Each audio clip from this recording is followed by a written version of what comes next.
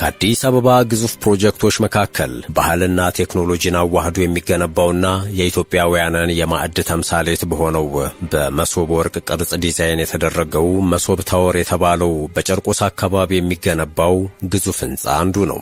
ሕንፃው በግልና በመንግስት ኢንቨስትመንት ትብብር የሚገነባ ሲሆን ሞዛምቢክ ጎዳና በሚባለው ቦታ ይገኛል። ለግንባታው ወደ $600 ሚሊዮን ወጪ የተመደበ ሲሆን እንደ ፈረንጆቹ 2027 ይጠናቀቃል ተብሎ ይጠበቃል።